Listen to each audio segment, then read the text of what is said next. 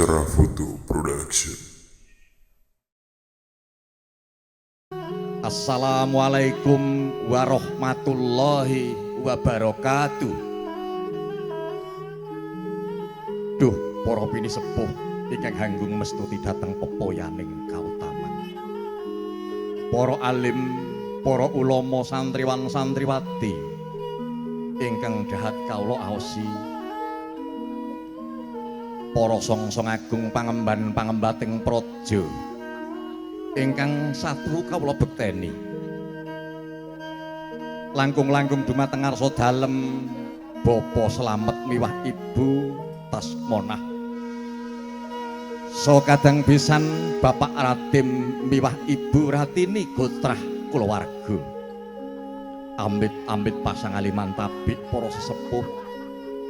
Kula Comantha Kokomawani ngadeg miyak kamardikan jengandika awit sinaraya ingkang hamengkugati kinarya medhar sabda pangandika ingkang sampun kaserat wonten ing serat sedahan. Saking kersa dalem ingkang hamengkugati ing dinten menika Bapa kawula Slamet miwah Ibu Tasmonah ingkang kagaduhan Atmaja Siwi asesilih Rara Oktaviana Larasati. Yuswa sampun dewasa kepara pikantuk wahyuning palakrama ingkang samangke kadhawuhaken kaliyan Atmaja kagung Bapa Ratim Ibu Ratinipun Bagus Erwin Prasetyo. Para tamu reroncening adicara temu penganten angka setunggal miyosipun risang temanten putri saking panti busana lumarap ing sasana rinengga. Angka kalih rawuhipun pinanganten kakung miwah kulawarga agengipun saksampunipun lumarap wonten sangajenging kori pawiwahan kalajengaken adicara lung tinampi utawi pasrah panampi. Dene samangke pasrahing temanten kakung sulih sarira saking Bapa Ratim piniji dumateng panjenenganipun Bapa Maskum. Iwa denten panampi sulih sarira saking Bapak Slamet kapitadosaken dumateng panjenenganipun Bapa Kiswan. Saksampunipun purna adicara lung tinampi para tamu saestu temanten kekalih badhe kadhawuhaken anut satataning adat kanthi tiningeran Bokor Kencana miwah wujuding Kanang Antiga. Purnaning adicara dhaup temanten badhe kaboyong sindur jengkar saking sasana panggih tedhak ing sasana palenggahan. Dumugi ing sasana rinengga temanten samangke badhe nglajengaken adicara ingkang winastan kerubungan kawiwitan kalian pangkon jumenengan tanem kacar kucur dulangan miwah ngunjuk. Ugi nyaos yuninga bilih adicara samangke sinengguyung kalian audio AJS liputan cerah foto makarya sarengan kalian campur sari Cahya Kirana. Ugi samangke ingkang kepareng mratitisaken adicara nunggih panjenenganipun Ibu Tari. Hanamung nyaosi uninga ugi dumateng panjenenganipun ingkang sinaraya pangelola sing dhuwung Bapak Ahmad Suratno ingkang samangke kajibah ngelolos dhuwung ageman pinanganten kagung. Saksampunipun dhuwung kalolos para tamu kalajengaken adicara beksan ingkang samangke katindakaken kalian kadang kawula Adimas Kepyuk ingkang nindakaken dados Bambang Cakil sarta Adimas Aris Widakdo ingkang samangke badhe netepi kewajiban pinangka Raden Janaka. Para tamu junduk kalian kuncaraning bangsa Indonesia yang dasar Pancasila swangemban eka prasetya pancakarsa. Sumangga nuwun sesarengan ngeningaken cipta nyuwun kanugrahaning Gusti kang ngakarya luka. Mugi-mugi adicara ing rikalagan punika purwa madya usana mboten wonten alangan setunggal menapa kanthi waosan bismillahirrahmanirrahim daya-daya risang temanten putri arsa kaboyong cengkar saking panti busana lumarap dhateng sasana rinengga.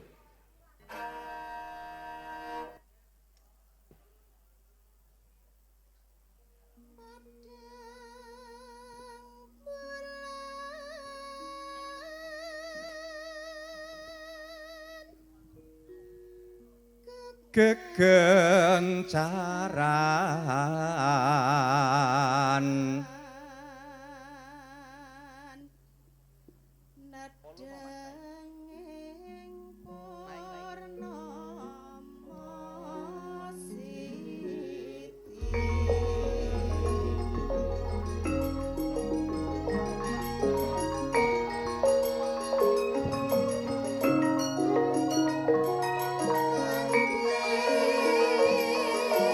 Surat Tata Petana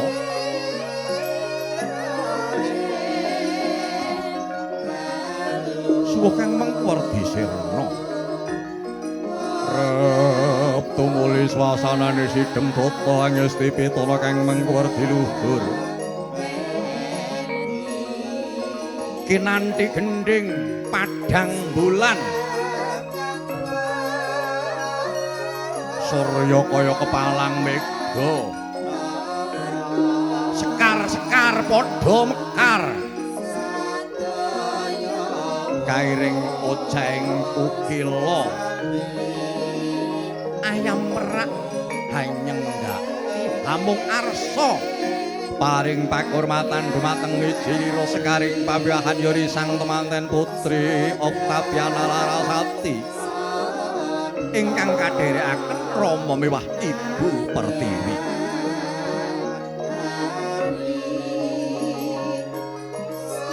Tuhu wanodya kang sulisteng warna angagem busana ngemba busananing garwanata gumalebyar agmanira tinon saking Mandrawa kena sorot sunaring pandam kuring kang ngrenggani sasana dipanyayah Kartika silih pernah rekma ngembang bakung ginelung rinenggara loncen kembang melati kang sinampiraken ing pamidhangan sisih kanan acecundhuk mentul ing rikmanira kang kinarya lumaksana kadya asta kang hangawe marang kekasihe Sulistyaning risang temanten putri Oktaviana Larasati lamun to cinandra kaya kurang candra luwih warna kacarita lampahnya sampun dumugi umyan kang tinuju nulya sekaring pawiwahan kalenggahaken lenggah ing sasana rinengga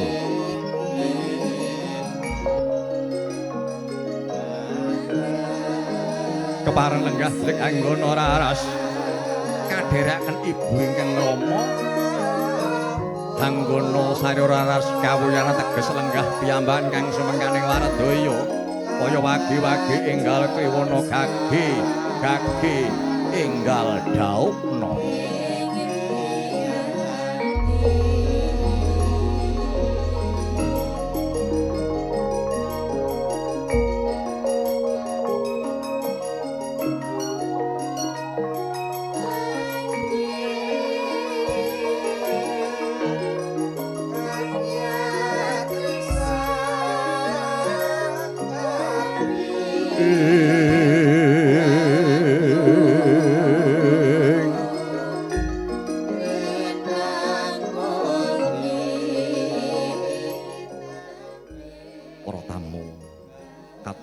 Risang temanten putri Oktaviana Larasati Bapa slamet Ibu Tasponah sampun lenggah arsa hanyarantos laksitaning adicara saking katebihan wong agung kang apindha Nalendra Bagus Erwin Prasetya Rama miwah ibu sarta Kadang Wandawa arsa kalarapaken jengkar saking palereman tedhak ing pawiwahan.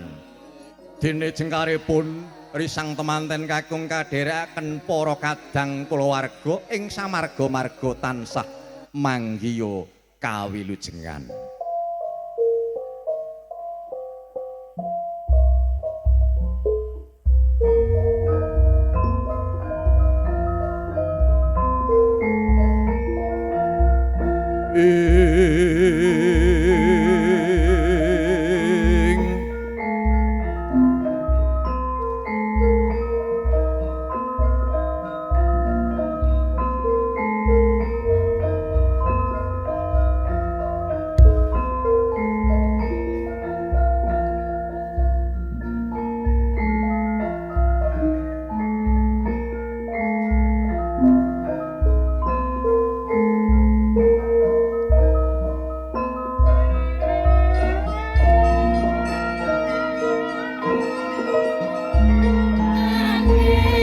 Bunda Tari, pengantin jangan diturunkan dulu, masih ada acara serah terima. Kocape kacarita. Sini gekang kacarita gendeng kang kawuwus. Ngeglori sang Subamanggala. Ya Raden Permadya, Raden Arjuna, Raden Janaka. Kang sinaraya dadya manggalaning yudha saengga samapta ndepani bebaya ing samarga-marga. Tindak lon-lonan sawuntating risang danan jaya. Lah menika ta kang katingal agung Prabu miwah Prabawa. Ya bagus Erwin Prasetyo Atmaja kagung Bapa Ratim Ibu Ratini. Kang lumampak saya dangu, saya cetha, saya caket, saya ngalela. Katingal agung Prabu miwah Prabawa. Dene rala maksana sapecak manggu satindak kendel semua angun-anguning ani endah edinging tawinging wiwara. Kacarita lampahnya risang temanten kakung Rama Ibu sampun dumugi umyaning kang tinuju nul ya kakendelaken sawetawis arsa anengga laksitaning adicara.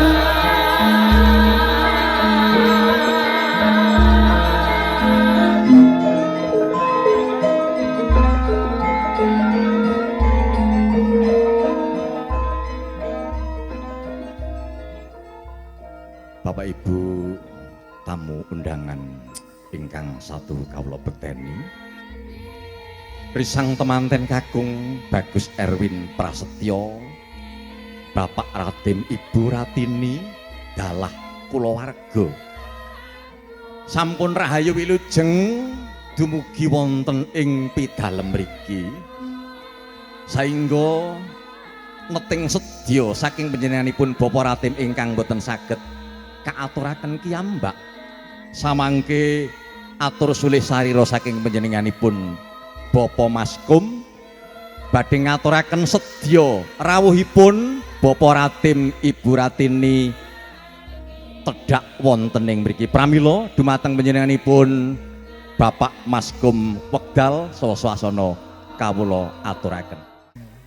Assalamualaikum warahmatullahi wabarakatuh. Waalaikumsalam warahmatullahi wabarakatuh. Bismillahirrahmanirrahim. Alhamdulillahirabbil alamin. Wa bi nasta'in ala umuri dunya waddin. Wassalatu wassalamu ala asrofil anbiya'i wal mursalin. Amma ba'du. Wonten ngarsanipun para ngalim, para ulama ingkang satuhu kawula hormati lan kawula dherekaken. Wonten ngarsanipun para sesepuh, pinisepuh, langkung-langkung wonten ngarsanipun Bapak pejabat wiwit saking RT, RW dumugi kelurahan ingkang satuhu kawula hormati lan kawula taati. Dumateng segenap undangan sedaya kakung sumawana putri ingkang tansah kawula hormati. Langkung-langkung dumateng panjenenganipun Saiful Bait Bapak Slamet kalian Ibu Tasmonah ingkang kawula hormati. Ugi dumateng pinanganten kekalih ingkang tansah kawula tresnani. Pertama-tama kawula ngaturaken puji syukur dumateng arsa dalem Allah Subhanahu wa taala ingkang sampun paring pinten-pinten kanikmatan dumateng kita sedaya.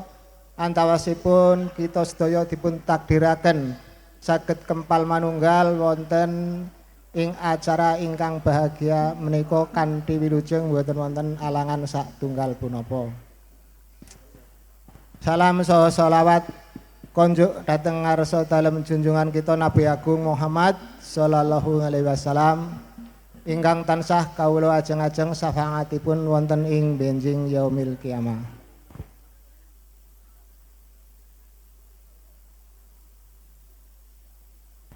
Keparenga cumantaka kawula wonten mriki minangka telanging basa saking Bapak Ratim ingkang saking Desa Somagede, Kecamatan Sempor, Kabupaten Kebumen. Minangka telanging basa menika katur ngaturaken agunging panuwun dumateng Bapak Slamet sakulawargi ingkang sampun kersa hanampi pisowan kawula sak rombongan. Awit saking gupuhipun Bapak Slamet sak keluarga agengipun dumugi dhateng palenggahan ingkang sekeca cumrambah dumateng dedaharan ingkang sangat eca.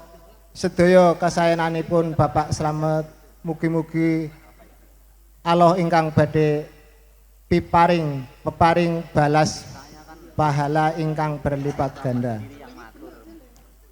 Salajengipun kawula sak rombongan saking Gombong mbok bilih anggen kawula sowan mriki kirang sopan, kirang saking prilaku napa dene tata krama keparenga kawula nyuwun agunging pangapunten ingkang sak ageng-agengipun.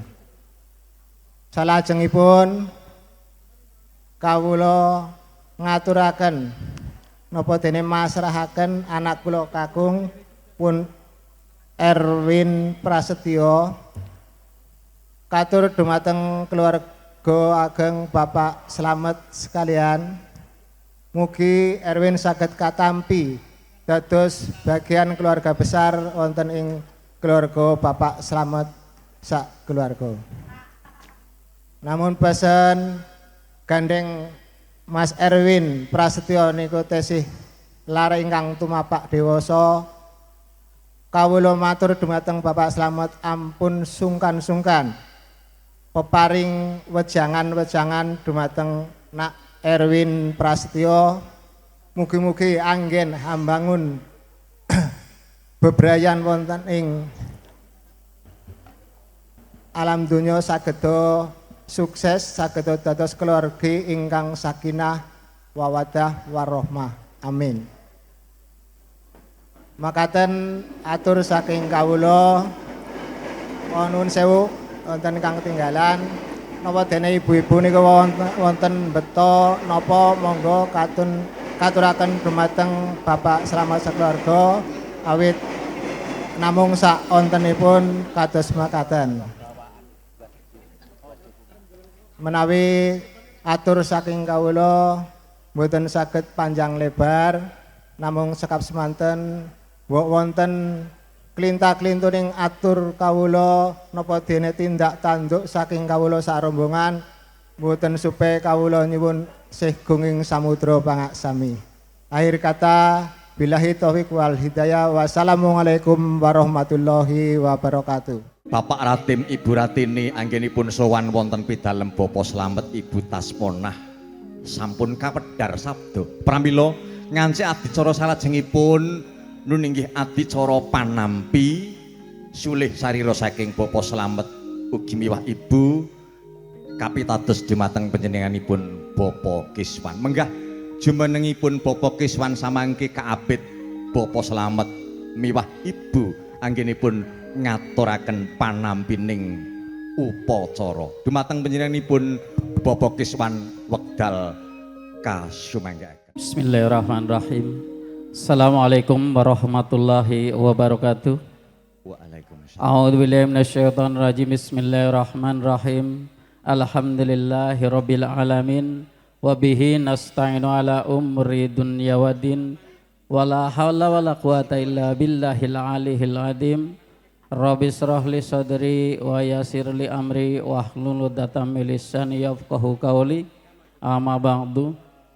Yang saya hormati Bapak Ketua RT 008 Bapak Agus Suyatno, yang saya hormati Bapak Ketua RT 009 Bapak Anen, yang saya hormati para sesepuh pinisepuh tokoh masyarakat warga RT 008, yang saya hormati para alim ulama tokoh masyarakat RT 008, yang saya hormati keluarga besar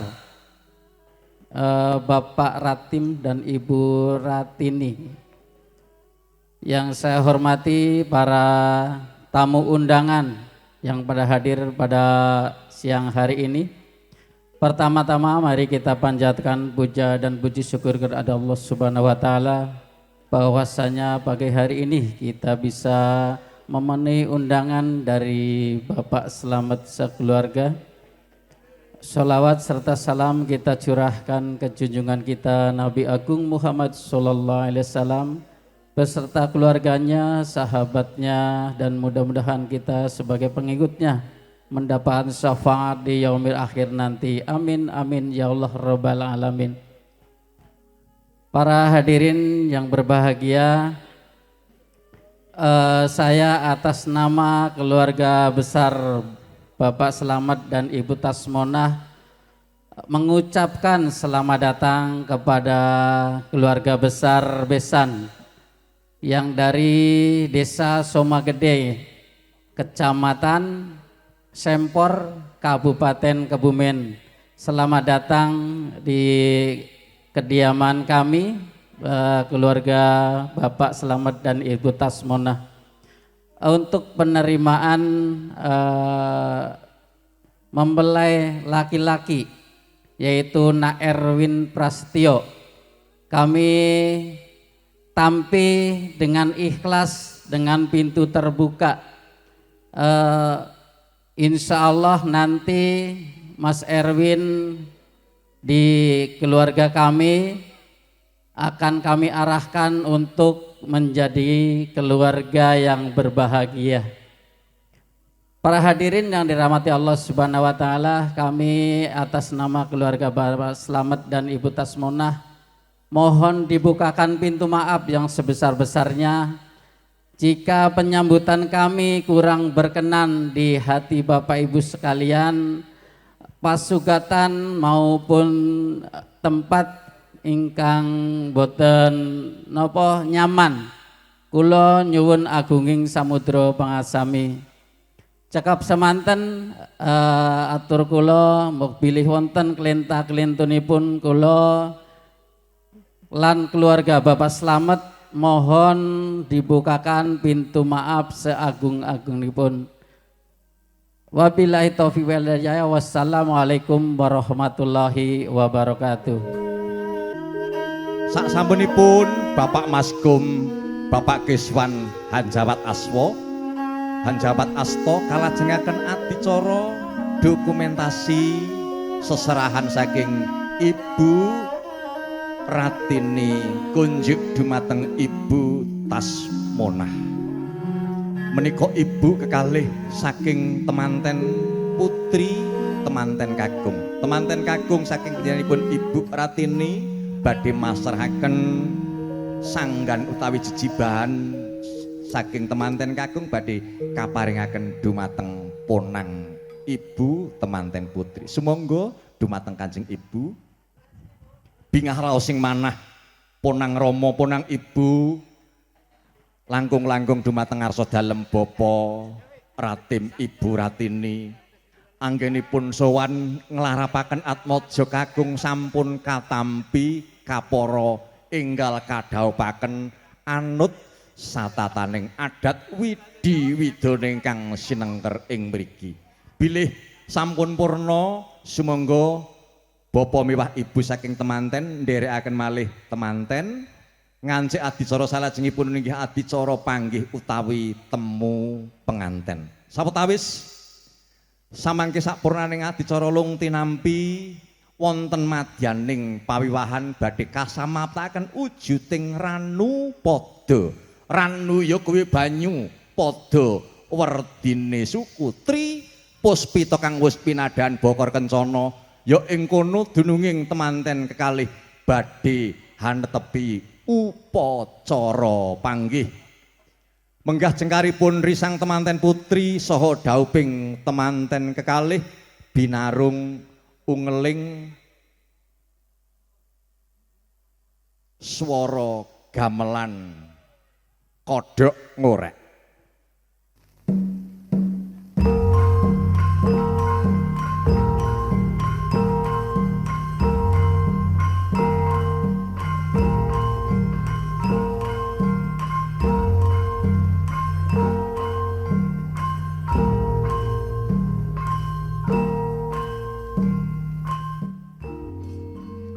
Kepada hadirin kami mohon untuk berdiri.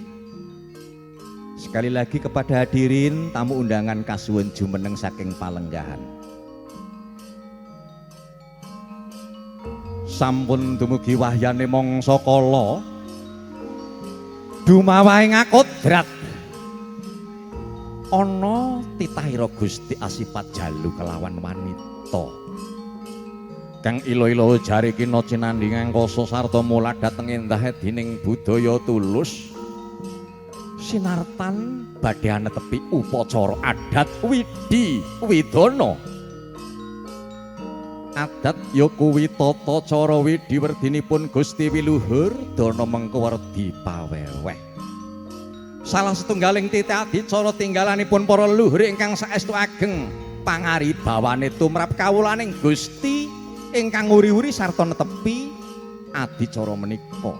Laju lampahi temanten kekalih sangsaya dangu sangsaya caket tumuli tangkeping catur netra mahanani pangaribawa rasa tresna kang tumanem jroning sanubari kumlawe astane risang temanten putri sarwi mbalang gantal gundang kasih marang temanten kagung.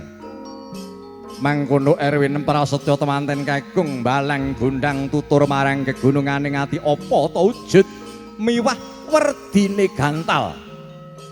Gantal kang dumadi saking roning suruh kang lininting tinang sulan lawi wenang pinilih suruh kang temurose mengku pangajab ketemu rasa raos tresna kang sejati antarane temanten kakung lan temanten putri. Kaiket ing lawi wenang yaiku kaiket ing palakrama. Sah anut satataning agama, sah anut satataning adat widi widana nyawiji wiwit dinten menika ngantos sak lami-laminya. Sangsaya dangu temanten kekalih sangsaya saged hanya keti kendhaga sarta tirta wening kang wis pinadahan Bokor Kencana kanthil melati kelawan mawar. Kaya-kaya kang tansah kumandhil-kandhiling padoning netra winawaring tembung manis dadya lambang kaendahan donya tekeng delahan daya-daya. Wujude kanangan tiga tinapak ing padha dening temanten kakung pecah sanalika. Pecah ing kanangan tiga ambabar daya mecah wiji dadi. Ing pangajap sampunipun netepi palakrama Erwin Prasetya Oktaviana Larasati enggal kaparingana momongan putra utawi putri.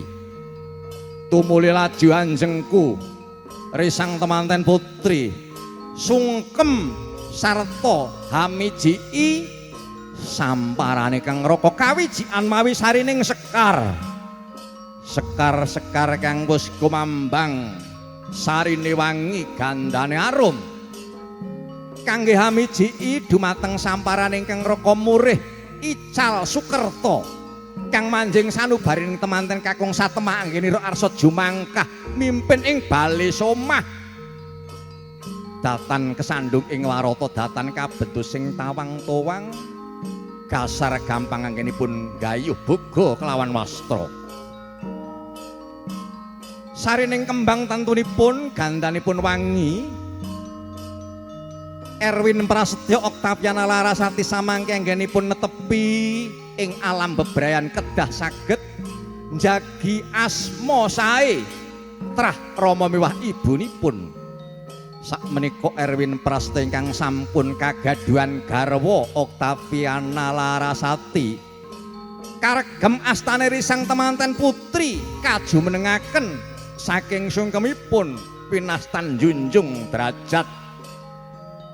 Jejibanipun temanten kakung samangke saged nuntun kang garwa manembah dumateng kang akarya loka ngabekti ingkang ibu miwah ingkang rama. Kaya sakedhep netra temanten kekalih wis jumenengaken ajeng tumuli katangkepaken asta kekalih kadadosaken dadya sawiji. Wis kawaosaken mantra kunjuk dumateng ngarsaning para dewa. Kawaosaken donga suci konjuk dumateng ngarsaning Gusti kang murbeng dumadi. Waosaning donga ujubing mantra kaya sumusup ing hima himantaka sumundul ing angkasa. Mugi Gusti kang akarya loka ngijabahi apa kang dadi pamintanyo. Amin amin Allahumma amin. Para tamu katingal wis purna daubing risang temanten satemah temanten arsa kaboyong jengkar. Kaboyong jengkar saking sasana panggih tedhak ing sasana rinengga. Kaboyong mawi sindur awarni seta myang rekta. Tindak ira temanten kekalih yen sinandra nganti kaya Sri Nalendra kang lagya tindak cangkrama kelawan kang garwa.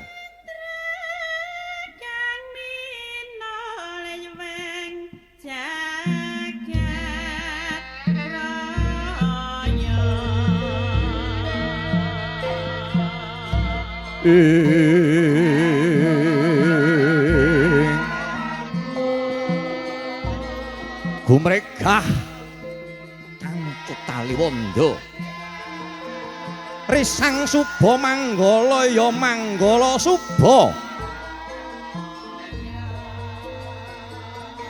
Niti pirsa marga kang arsa kanggo lumaksana tumuli ngaturi dumateng kang bapa murih jengkar saking sasana panggih tedhak ing sasana rinengga. Katon sumila piyak hangila-ilak marga ageng kang arsa kanggo lumaksana hanamung Raden Janaka Permadi kepareng niti pirsa marga ageng kang arsa kanggo lumaksana awit kuwatos yen to kesandung ing warata kuwatos yen to kabentusing tawang-towang. Migla sawontaning Raden Dananjaya lah menika ta ingkang rama sampun boyong temanten kekalih Oktaviana Larasati Erwin Prasetyo kagendhong kaboyong rinangkul kinempit-kempit mawi sindur ang awarni seta myang rekta. Abang lan putih dadya paugeran. Erwin Prasetyo Oktaviana Larasati dalam membina rumah tangga. Yang pertama, beranilah bila mana itu adalah benar dan takutlah bahwa itu adalah perbuatan yang salah. Tuturi handayani ponang ibu dalah kadang besan ingkang tansah jampangi lampahipun temanten kekalih mugi anggenipun netepi ing bale somah ing bebrayan agung boten nalisir saking paugraning agami boten nalisir paugraning ing tata krami mewah paugraning negari kaya anglur selur kadang wanda kang humiring lampahnya sasat sela blagiti sela watu blagiti semut nganti kaya semut kang lumaku sanduwuring watu ndaledir tan ana kendhate anggenipun lumampah salebeting manah kaya datan kendhat haminta dumateng ngarsaning Gusti Allah murih sembodo kang sinedya rahayu kang tinuju Erwin Prasetyo Oktaviana Larasati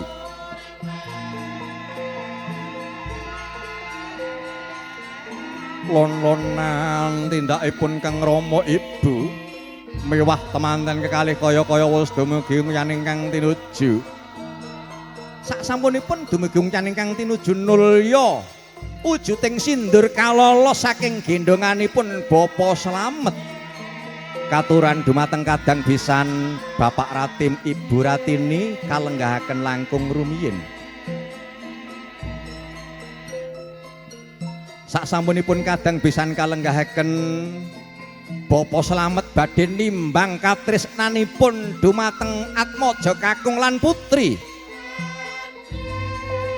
temanten kakung katimbang ana ing jengku kanan temanten putri katimbang ana ing pangku kiri salebeting timbangan ponang ibu jumeneng wonten sangajengipun temanten tumuli atur pangandika ingkang kawijining lisan Bapak abot sing endi timbangane antarane Atmaja kakung lan putri Pakne Bapa Slamet ngendika padha abote midhanget pangandika saking Bapa Slamet tumuli Ibu Tasmonah ngaturi jumeneng dumateng temanten kekalih saking pangkonipun Bapa Slamet Bune anggonku kandha padha abote kuwi mengko teges wis padha bapa timbang katresnanku ora mban sideman siladan tumraping Larasati tumraping Erwin Prasetyo loro-lorone wis tak rengkuh kaya putra-putriku dhewe Bune mula seksenana dina iki temanten kekalih bakal tak tandur ana ing madyaning bebrayan agung tak wisuda dadi raja lan ratu ana ing dina lan dalu samengko saksampunipun lenggah sesandingan kaya ilang sipating jalma sawantah ora mantra-mantra Erwin Prasetyo kelawan Oktaviana Larasati memba Kamajaya lan Kamaratih dene salajengipun hari ini Erwin Prasetyo yang telah mempunyai istri sehingga mempunyai kewajiban untuk mencari nafkah hasil jerih payah akan diberikan kepada sang istri dalam acara kacar kucur. Mbaknya yang paling depan monggo. Kacar kucur ingkang dumadi saka yatra grincing beras kuning kacang kawak dele kawak. Yatra grincing uang receh uah yang mempunyai nilai paling kecil. Erwin Prasetyo, Oktaviana Larasati, kalian dalam berumah tangga tidak boleh menyepelekan, tidak boleh mengesampingkan perkara yang kecil. Beras kuning adalah simbol kejayaan. Walaupun ketika mereka masih lajang bersama ayah dan ibunda telah hidup bahagia, namun ketika mereka berumah tangga akan mendapatkan kejayaan. Kacang kawak dele kawak nalika samono wong adoh saiki dadi cedhak, nalika samono wong liya saiki dadi sanak. Ketika itu tinggalnya Bapak Ratim Ibu Ratini dengan Bapak Slamet Ibu Tasmonah berjauhan dan bahkan tidak saling kenal. Karena pernikahan putra dan putrinya hari ini, kedua keluarga ini menjadi bagian dari keluarga besarnya.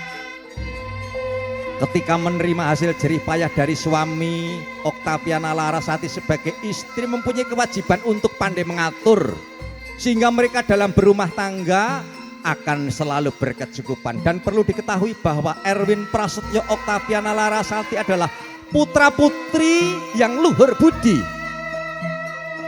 Bila mana kelak mereka dalam berumah tangga telah hidup makmur bergelimang harta, namun akan selalu ingat kepada orang tuanya, karena mereka lahir di dunia lantaran ayah dan ibunda.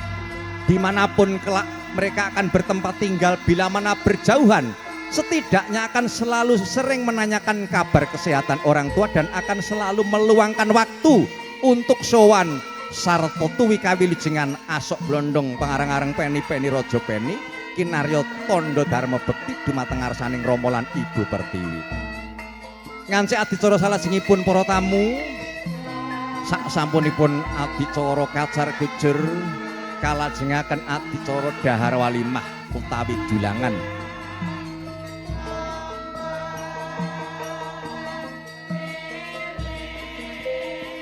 Dahar walimah utawi dulangan samangke dahar sareng meratelaken manunggaling cipta, manunggaling rasa, manunggaling karsa.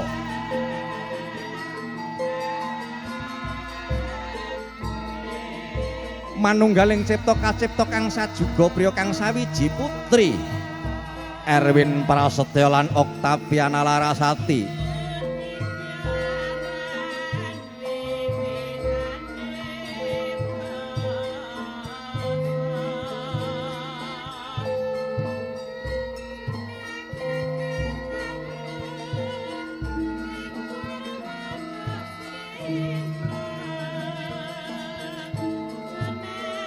Ingkang dinten menika meratelaken manunggaling cipta rasa miwah karsa. Kacipta kang sajuga priya kang sawiji putri arsa serengan bangun brayat agung ing wanci siang pantaraning ratri, ing wanci bungah lan ing wanci susah. Wiwit dinten menika ngantos sak lami-laminya.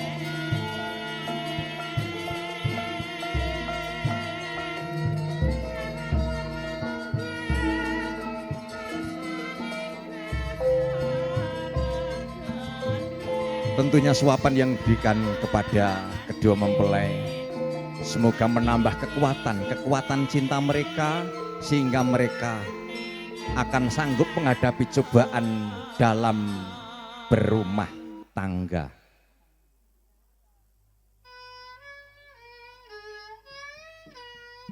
Dan selanjutnya kedua pengantin diberikan unjukan tirta ingkang wening, tirta ingkang menep mantep saking kalbu, tirta kang mening pralambang katresnan kang suci, tirta ingkang asrep dadi daya adem ayem punang temanten kekalih Erwin Prasetyo Oktaviana Larasati anggenipun lelumban ana ing samudraning bebrayan.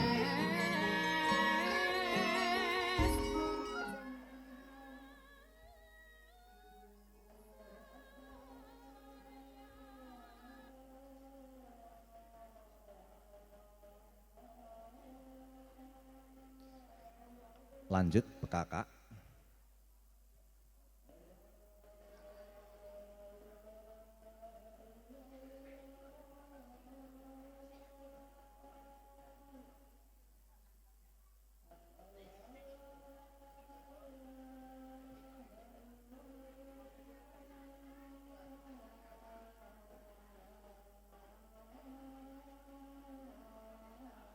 Dikasih aba-aba dari situ saja Ibu.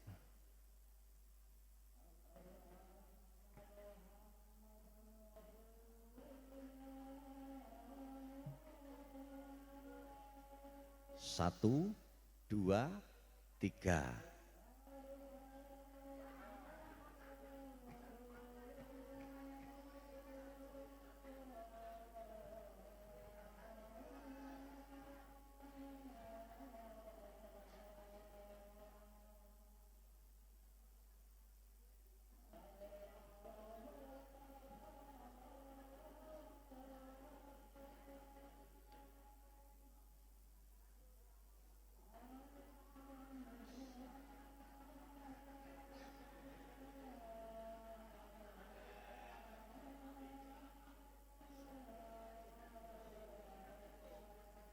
Dan selanjutnya kami persilakan kepada Bapak Ahmad Suratno. Bapak Ahmad Suratno katuran ngelolos duwung. Bapak Ahmad Suratno, salah setunggaling kasepuhan saking keluarga temanten putri ingkang pinitaya ngelolos keris pusaka. Dumateng Bapak monggo.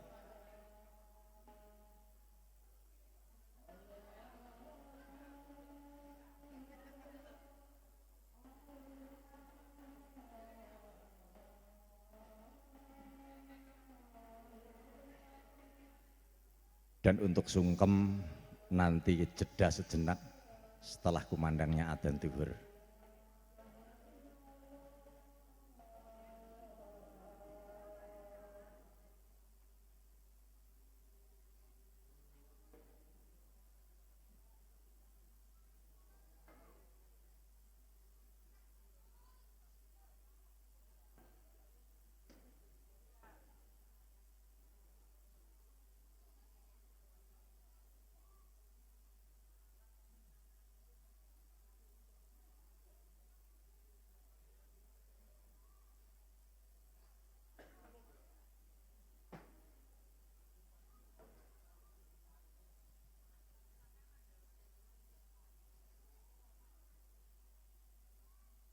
Mohon izin kepada Bapak Ustadz, Bapak Kiai, para ulama ing wewengkon mriki.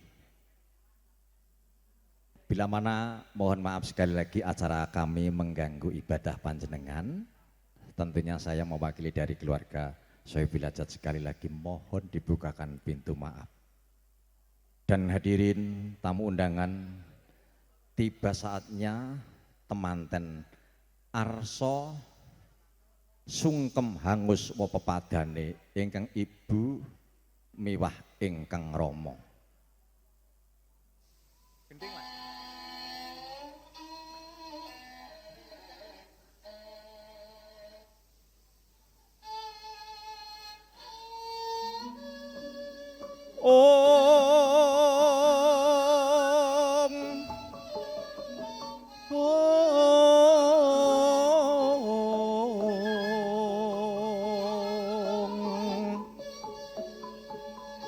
Punapa ta mirah ingsun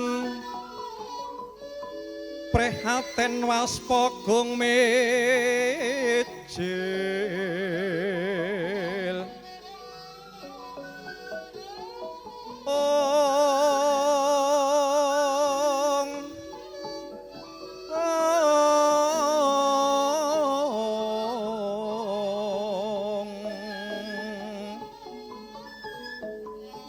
tuhu dahat tanpa karya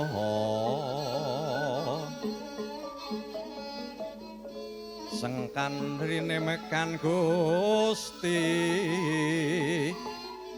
gelung rinosak sekarnya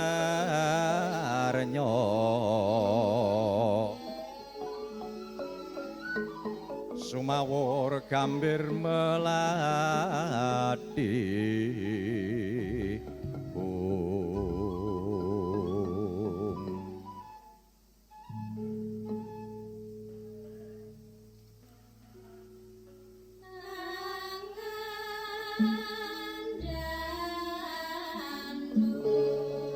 Hangendanun loyo cengkar Srinalendra ngandheng kang garwa arsa sungkem hangus wa pepadane ingkang ibu miwah ingkang rama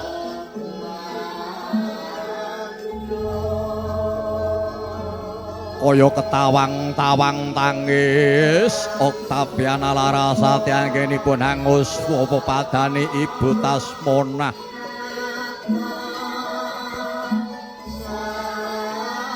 salebeting sungkem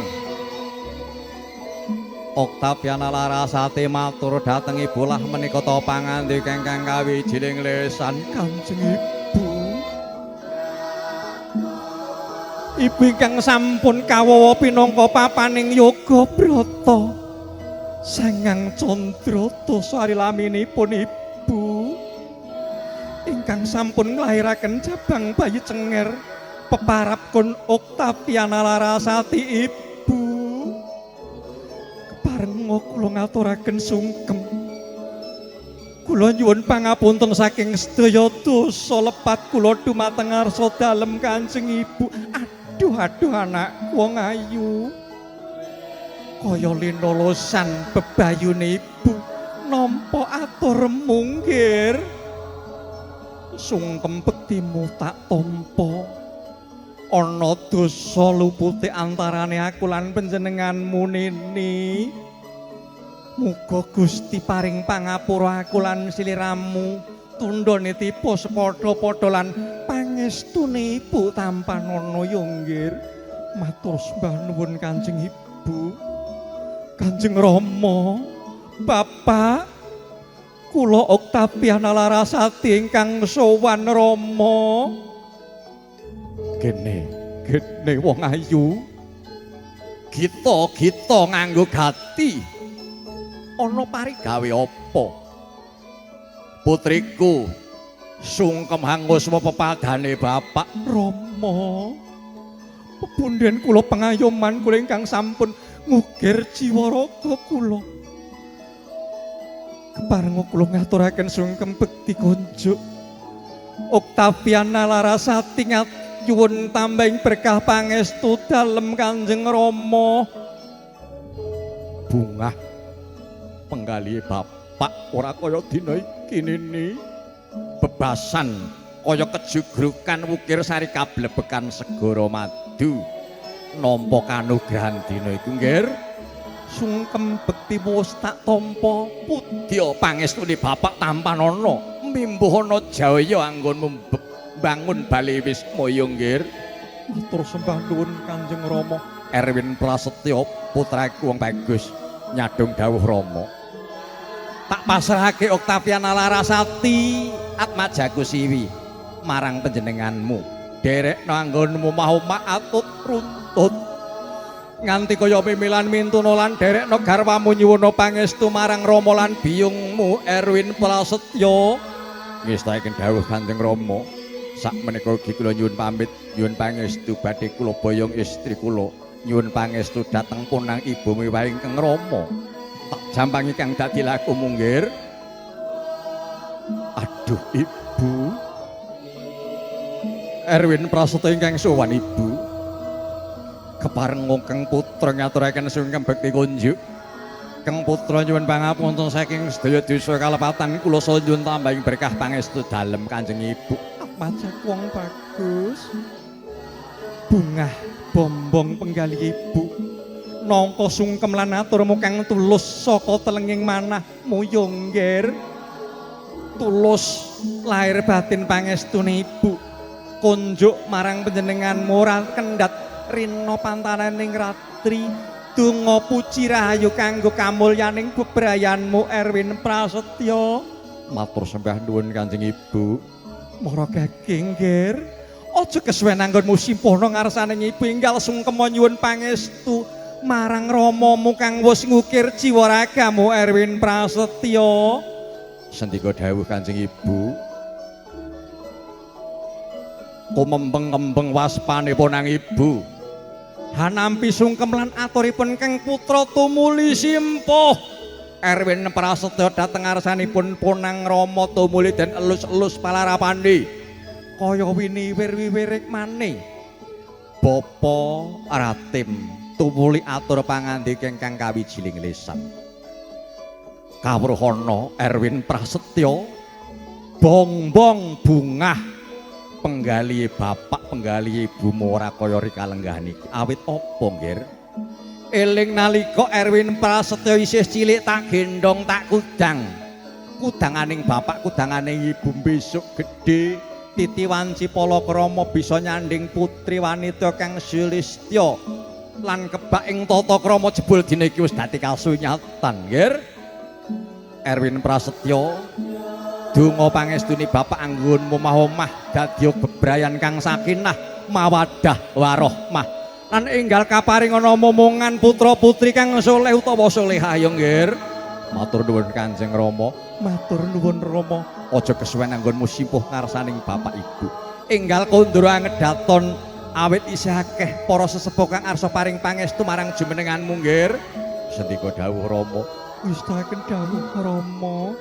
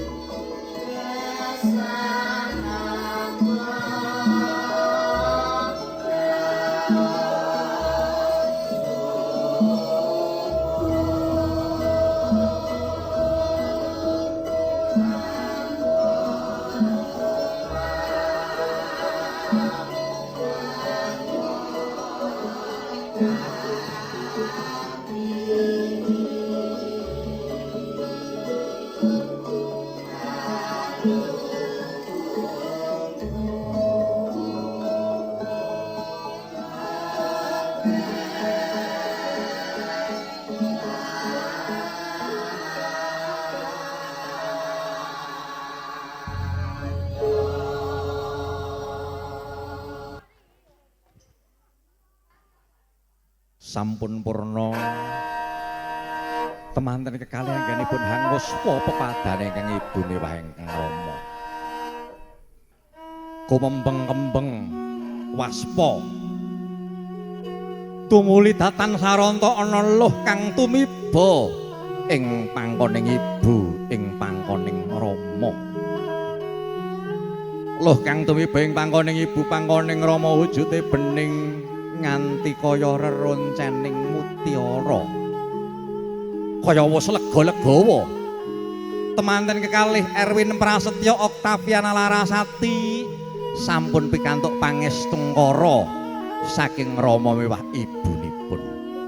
Ugi sampun kepareng nampi pusaka ingkang dipun agemaken kalian panjenenganipun Bapak Ahmad Suratno. Keris pusaka saking tanah Jawa ingkang kaagemaken dumateng Erwin Prasetyo dadya simbol kekiyatan anggenipun samangke badhe paring pengayoman dumateng garwa putra putri miwah keluarganipun.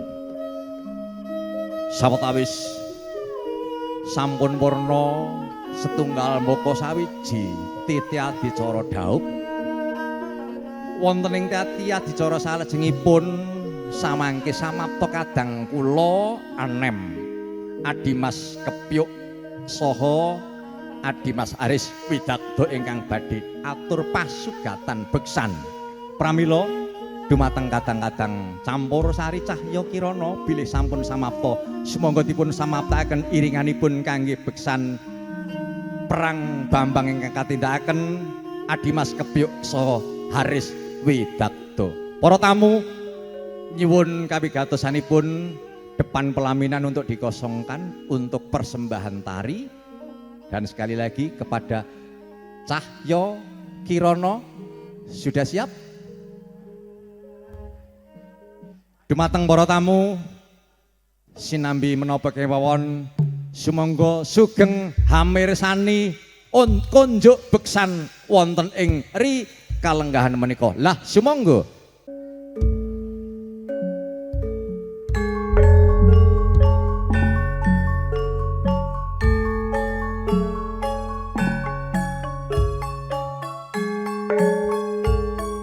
kaya ing tengahing wana wasa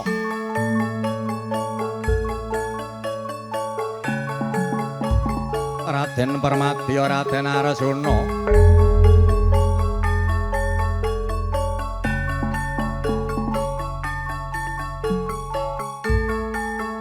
kaya ngendelaken sarira sawetawis wontening madyaning wana wasa.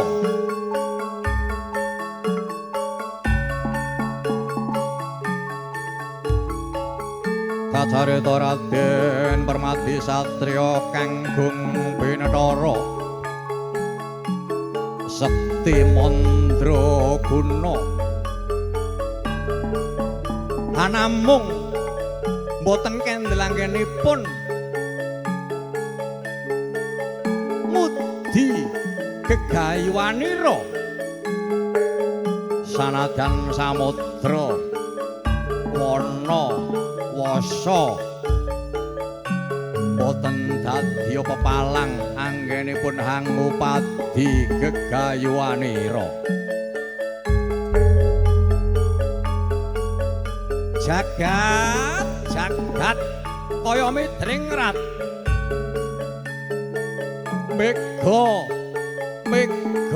pepalang dadya pepalanging soroting sang surya tumuli ing madyaning wanawasa katingal adhem sumilir silir katiuping samirana ing saliraning Raden Arjuna.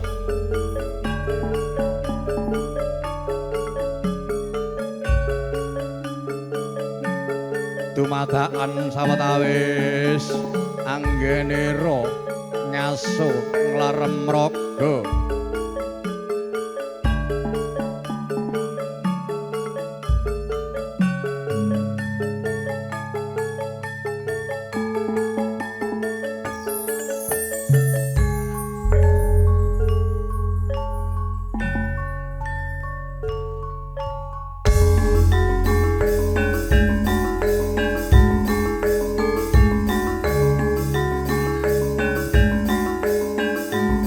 Dumadan ana hawa panas, hawa benter. Kaya-kaya ana lelembut kang nalasak ing tengahing wanawasa. Karaos nenging driya saking Raden Pancandriyaning Raden Arjuna.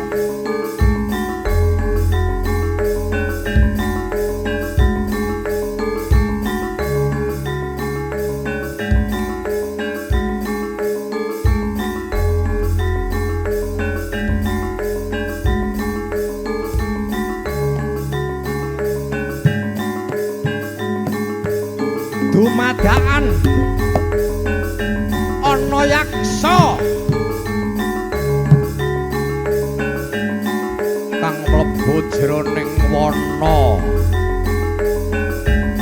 yaksa kagiri-giri kang morang tata wani nalasa ing wanawasa talala ais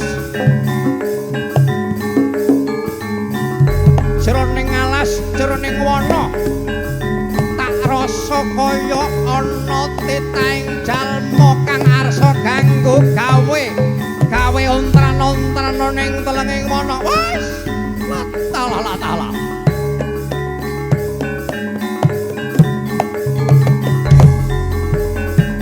sapa kae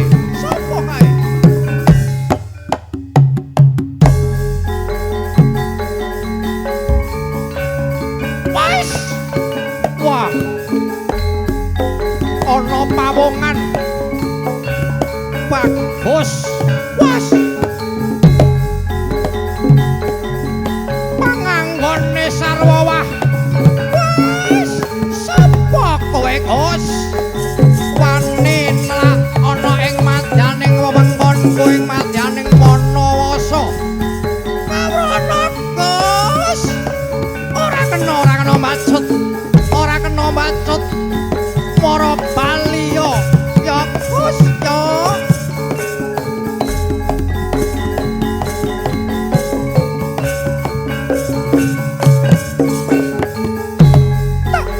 tak takoni sapa kang dadaranmu apa karepmu lakon ing tengahing alas kene kanggo gawe wadya bala buta Gus buta wis pisanan ngomong buta sadurunge aku mangsuli sapa kang dadaranmu wani mrebeki anggon kula makono ing tengahing alas wis lakon junjung dongko ditakoni turung mangsuli malah kenten takon pitakonan wis dadi jamak lumrahing menungso takon kene yo bener kowe aku ketipale Prabu Tasamukaya kekian mantri mentir menjalin sliramu sapa Gus aku satriya saka raja Ngamarta Raden Janaka kang dadi anakku Janaka ya Permati ya Raden Tananda wis rata jenenge akeh apik kabeh ana mari gawe apa lumakon ning madyane alas kowe Gus alasipun mung srana tak nggo gawe liwat mula sumingkira aja sliramu ganggu gawe anggonku liwat wis ora kena mbatut ora kena sliramu liwat ning kene mura bali ya Gus ya yen aku ora gelem bali kowe arep apa wah yen kowe wedi anji ko haldoko kemulo anji gunung kemulo haldoko ora bakal kaya mangkono wong sak sedyane saka tanganku mula jengkelang kang dadi kuantamu wis hati-hati Gus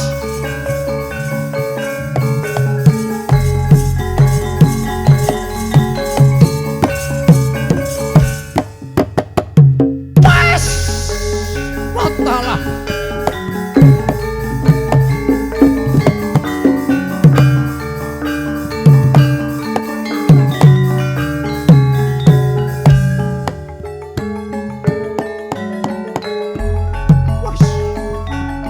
tangane waduh iki sipating satriya saka ngarengka Gedhe Bali Prabu Rahwana-raja bantangan jengkelang wis aja gilang kemuyu aja gembelo sirahmu kowe Gus mara gege nyedak buta yen pengen jengkelang wantah wis wait latala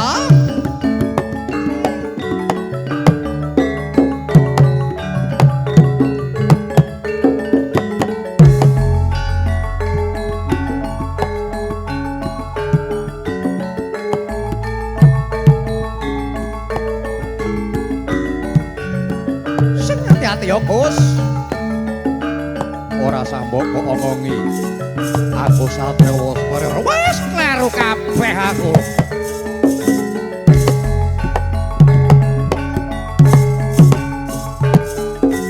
wis latala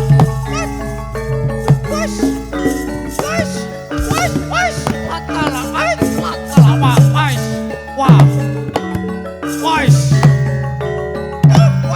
waduh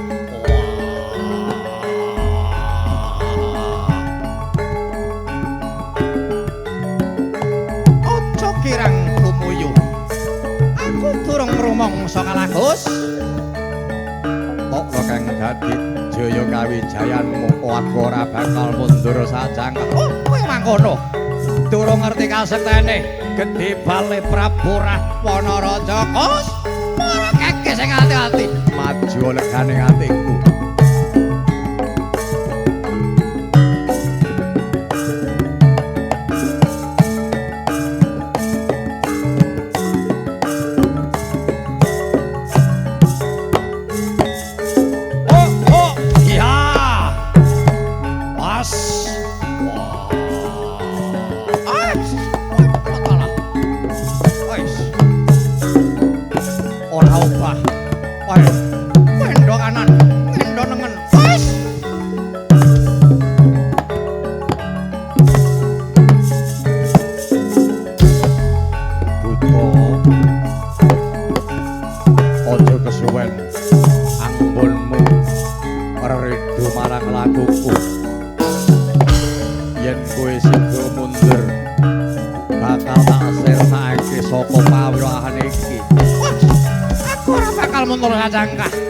wataking satriya luwih becik mati timbangane playu Kangkang Tunggang Gus upaya mangkono yen pancen dadi prasetyaning satriya bakal nempling lampus bakal tak perjaya ing dina iki bisa sirna memala sirnaning buta sirna memalane temanten kekalih isa nemu bagya mulya wiwit dinten iki nganti sak lamina. Oh mangkono Gus. nanging aja kirang gumuyu aku isih duwe pusaka tamak kolegane atiku wis bocah kok ngeyel wae dalange ae ora mati-mati wis sing hati-hati Hus.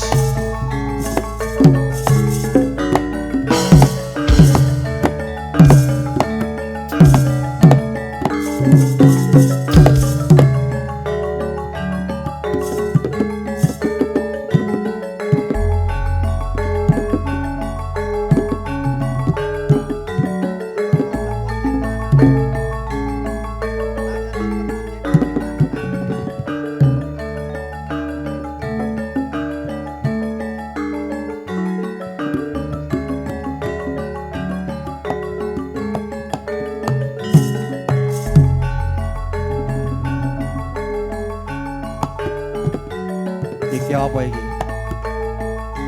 Biasa nyogok, Gus.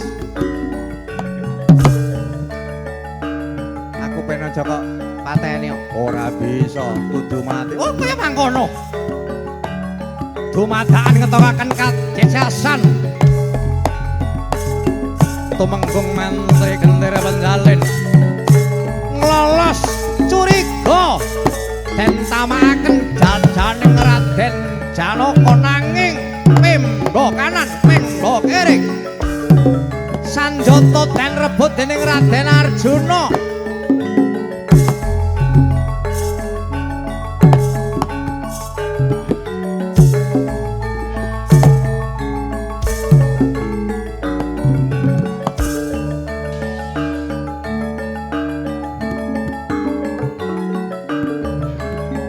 ora wedi karo senjataku Gus.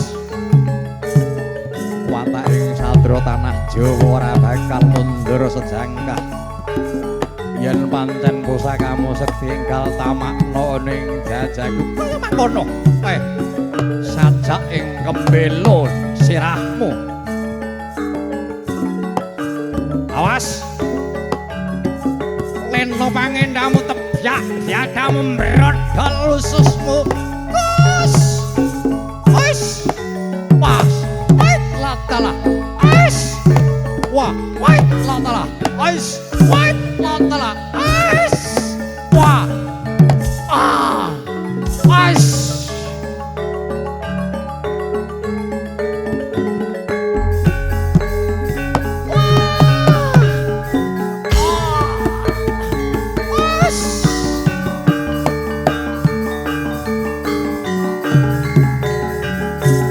sirnaning buta sirnaning memala temah rahayu bagya mulya Erwin Prasetyo Oktaviana Larasati matur sembah nuwun dumateng kadang pambesa kasih tepuk tangan yang meriah buat penari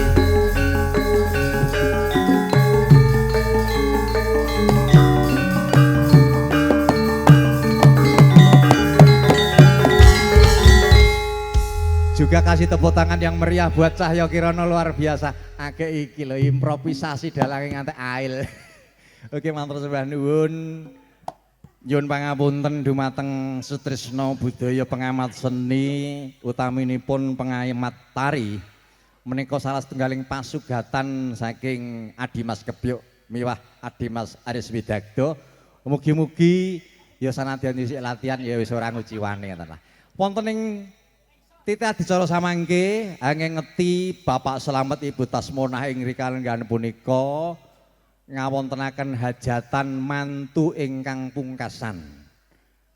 Nalika semana para sesepuh ngengetaken dumateng kita sedaya. Sok sapa yen sliramu mengko mantu pungkasan sanadyan to kuwi anak angka 1, anak angka 2, angka 3 wujuding putra mantu ing pungkasan dianjurake supaya nganakake upacara ingkang winastan tumplek punjen.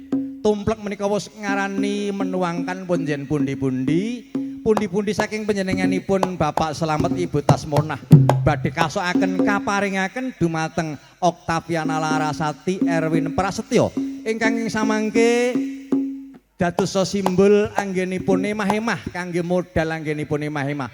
sak sampunipun kasokaken wujuding tumplek punjen samangke badhe kaparingaken dumateng temanten kekalih sawingkingipun samangke mbok menawi kadang-kadang ingkang samangke kalir badhe paring menapa menika modal yatra wujudipun sepinten kemawon samangke badhe katampi namung donganipun anggenipun paring dumateng temanten samangke kangge modal menapa ngoten nggih. Pun muli dumateng Ibu Praniti sing upacara sumangga dipun lajengaken tumplek punjen sak sampunipun tumplek punjen samangke dipun lajengaken foto-foto Ibu Tari sumangga dipun samaptaken. Kangge nengga utawi kangge ngiringi titi adicara samangke sumangga kadang-kadang campur sari dipun aturaken napa langgam-langgam napa menapa kangge ngiring adicara tumplek punjen. Iya nono ya iringan gagrak Banyumasan menawi wonten nggih, monggo.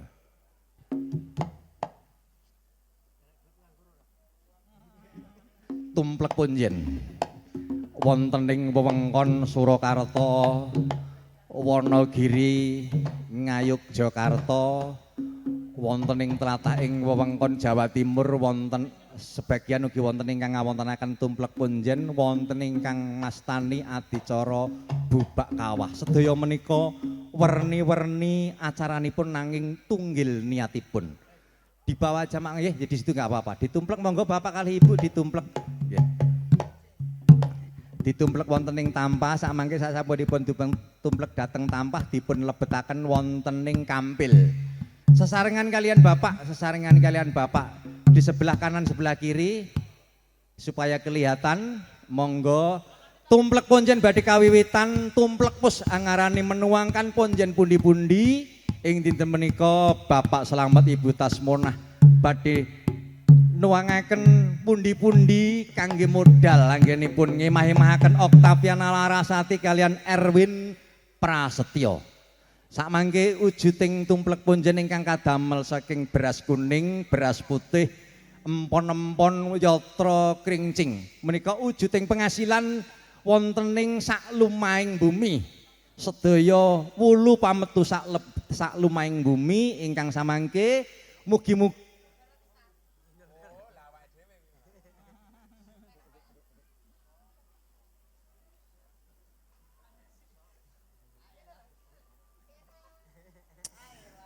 saged dados pawitan Oktaviana Larasati Erwin Prasetyo anggenipun badhe ngancik ing alam bebrayan agung. Nggih. Amin amin Allahumma amin.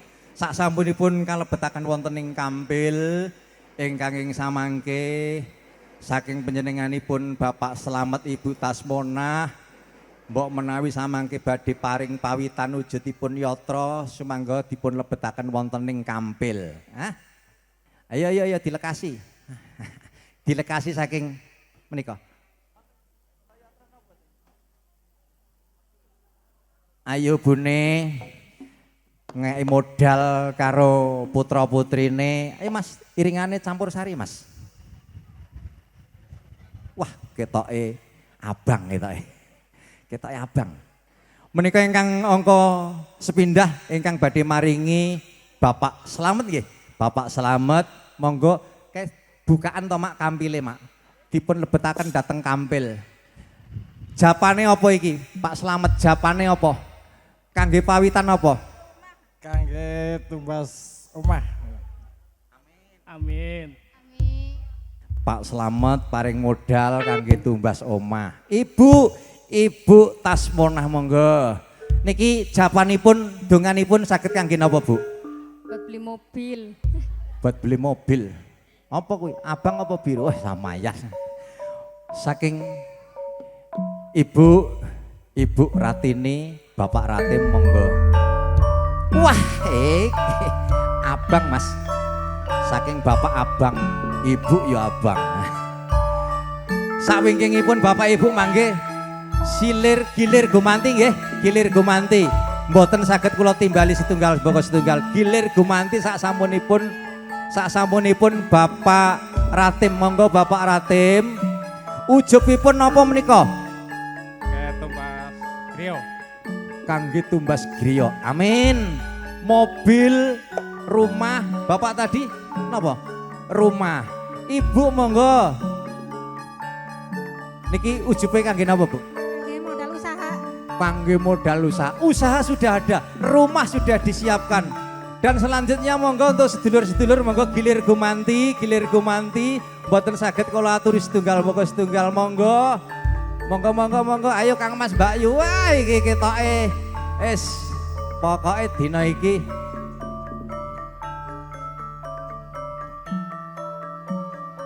wah alhamdulillah.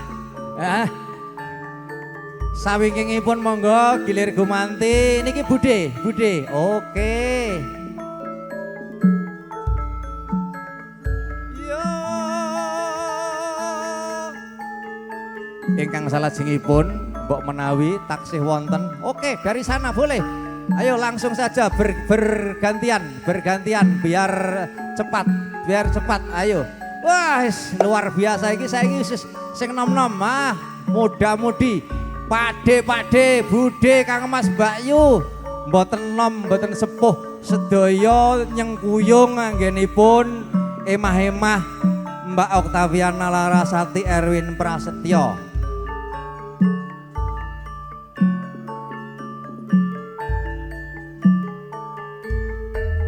Menawi taksih monggo, menawi taksih.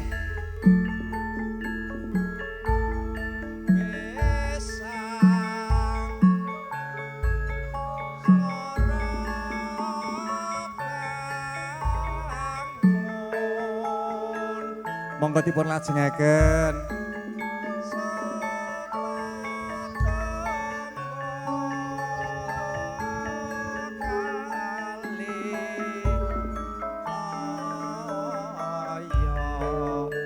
Dipun lajengaken gilir gumanti. Matur nuwun Pakde Bude, Kang Mas Mbak Yu. Mas manten Mbak manten mboten saged ngendika menapa-menapa awit raos bombong ingkang tanpa upami saking karawan panjenengan kadirman panjenengan anggenipun paring pawitan dumateng Mbak Oktaviana Larasati saha Mas Erwin Prasetyo. Taksih wonten dipun tenggo.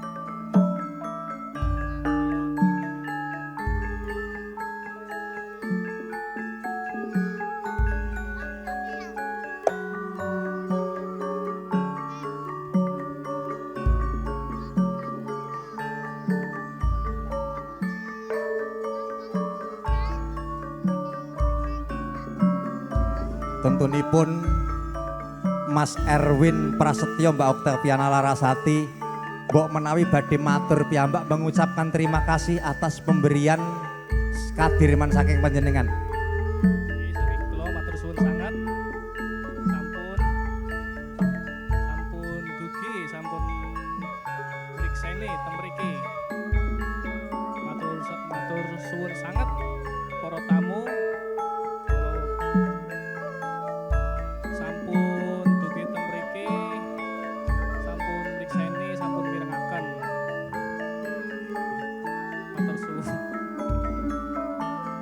Mekaten menggah atur panduwun saking panjenenganipun temanten kekalih ingkang ngintinipun Mas Erwin Prasetyo Mbak Oktaviana Larasati mboten saged atur piwales menapa-menapa hampung ngaturaken agenging panduwun ingkang tanpa upami. Pramila para tamu sedaya titi adicara purwa madya wusana sampun purna. Kawula Bondan winarna kinarya pambiyawara.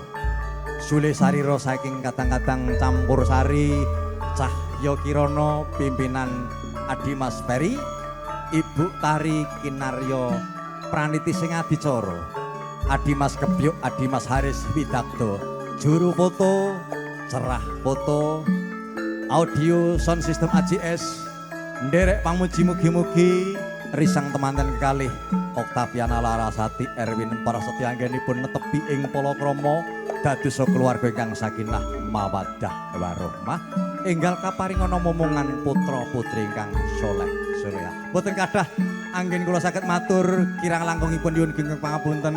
Jaya Wijayanti Rahayu ingkang sami pinanggih. Wabillahi taufik wal hidayah. Assalamualaikum warahmatullahi wabarakatuh. Nuwun matur nuwun.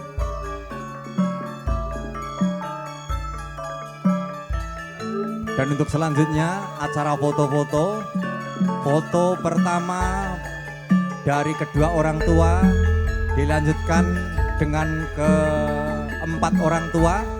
Setelah foto itu selesai dilanjutkan foto keluarga, baik keluarga dari rombongan besan dan keluarga dari rombongan Soibul Hajat. Begitu kepada campur sari Cahyo Kirana ingkang samangke badhe dipun aturaken ing siang menika. Mugi-mugi saged dados jambi saya anggen panjenengan saged tindak wonten ing mriki. Kadang-kadang Cahyo Kirana lah sumangga.